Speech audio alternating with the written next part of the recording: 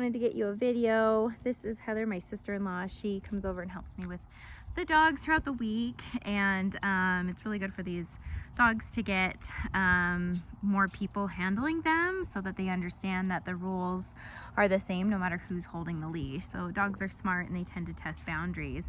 One thing we're working on with Kahvi is sit stays. So sometimes he wants to lay down because he's just so sweet and he's trying to please us. He's like, I'm so sorry, I love you so much, I just want to become one with you and kiss your feet and do all the things. And so with Kahvi, a lot of his issues come from lack of impulse control, which, you know, just in short is lack of thinking.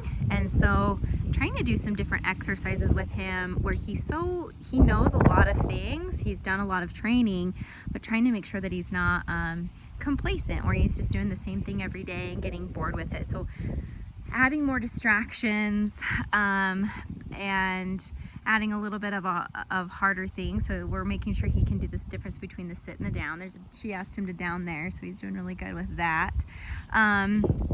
So one thing I have noticed with him is he does have a tendency to break the down. He's really good at placing here, but with us, he really wants to break the down. And so that's been our biggest thing with him.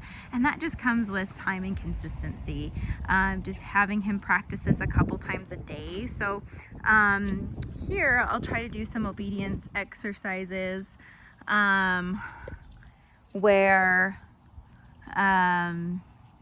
you know, it's just a little bit different, and just taking 5-10 minutes working on 3 commands and then giving him a break, and a couple hours later we work on something else. So with him, I really would encourage you guys to practice some of these exercises. So getting out in the driveway and working on the heel for 15 minutes, and then a couple hours later having him do a down stay in the kitchen, a couple hours later having him do a sit stay.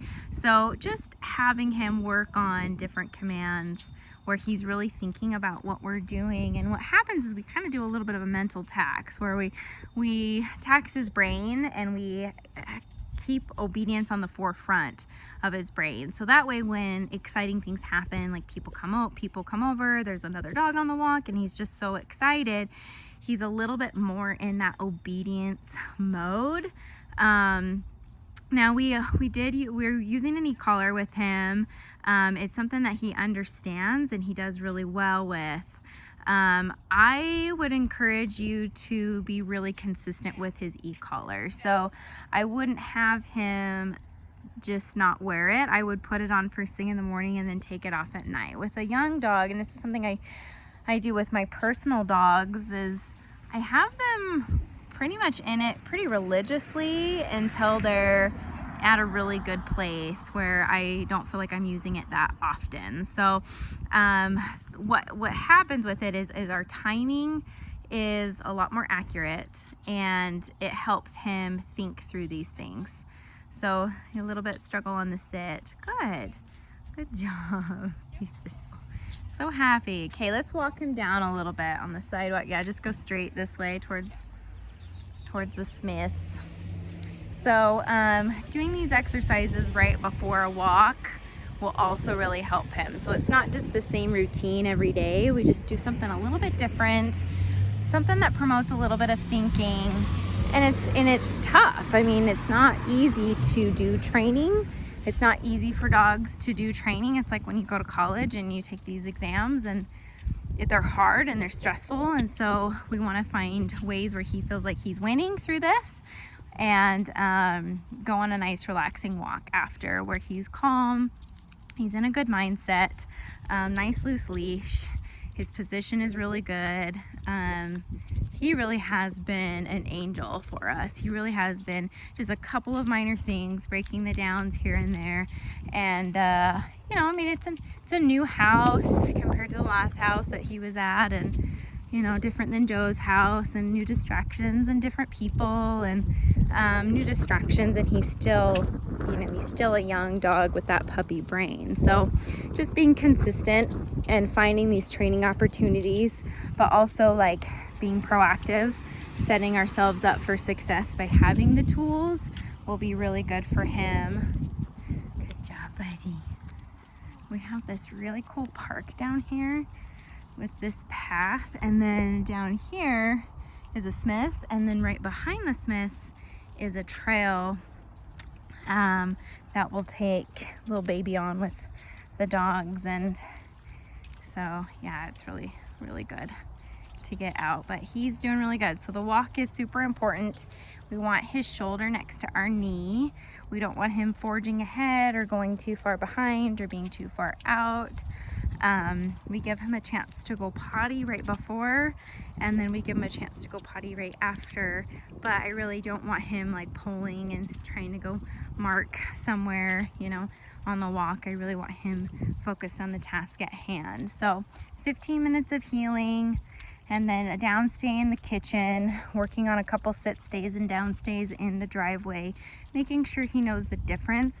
Adding something new will really help keep him sharp mentally taxing him so he doesn't have quite as much energy output.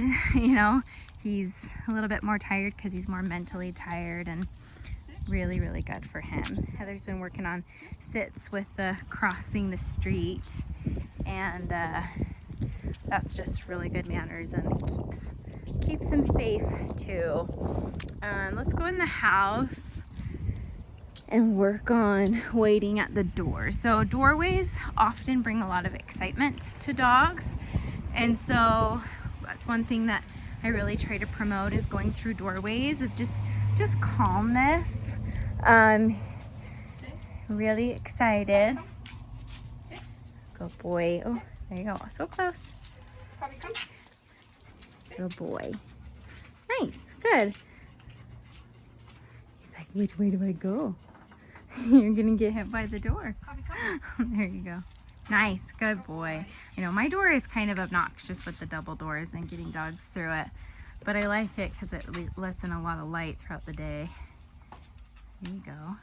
Okay.